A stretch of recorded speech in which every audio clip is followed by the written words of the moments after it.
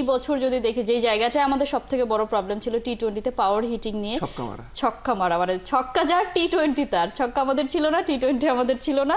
এখন আমরা বলছি আমরা সেই পথে হাঁটছি এবং সেটা দেখতেও পাচ্ছি, আমরা ইয়াং যারা আছে তারা সেভাবেই খেলা ট্রাই করছে।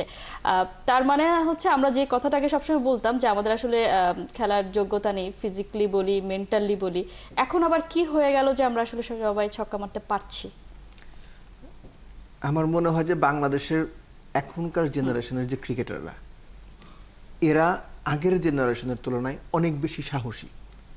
এবং সবচেয়ে বড় কথা হচ্ছে এই যে পাওয়ার হিটিং এর কথা বললেন না, এরা এই পাওয়ার হিটিং বা বড় শট খেলতে ভয় পায় না। লাস্ট ম্যাচটাই যদি আপনি দেখেন, আমি ফার্স্ট টি-20 সরি আপনার সেকেন্ড টি-20 কথা বলছি, বাংলাদেশ 9টা ছক্কা মেরেছে বোধহয়, 6টা বোধহয় 4।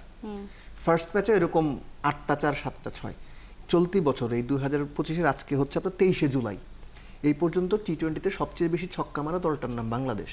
আপনি সংযুক্ত আরব আমিরাত এবং পাকিস্তানের এগেনস্টে যদি পাওয়ার প্লেগুলো দেখেন, 53 2 wicket, 66 no loss, 45 2 wicket, 49 1 wicket, 53 1 wicket, 56 1 wicket. অর্থাৎ এটা আপনি আমাদের যে পঞ্চপাণ্ডব ছিল সেই সময়েও বাংলাদেশের টপ অর্ডারকে টি-20-তে নিয়মিত 5-6 ওভারে গড়ে 50 রান তুলতে দেখেন নাই। তানজিদ তামিম এবং পারভেজ ইমনরা কিন্তু করছেন।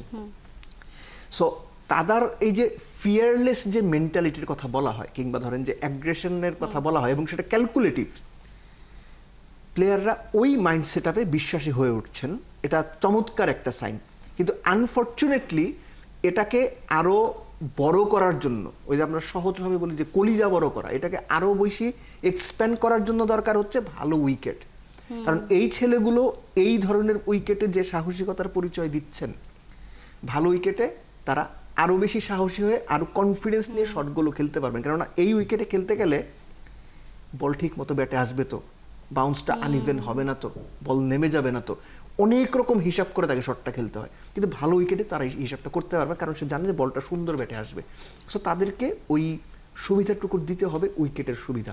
এবং এটা যদি আপনি এনশিওর না করতে পারেন, এই যে সাহসী একটা প্রজন্ম গড়ে উঠছে বা অনগোয়িং, এরা যে পর্যন্ত রিচ করতে পারে সম্ভাব্য, সেই পর্যন্ত যেতে পারবে না।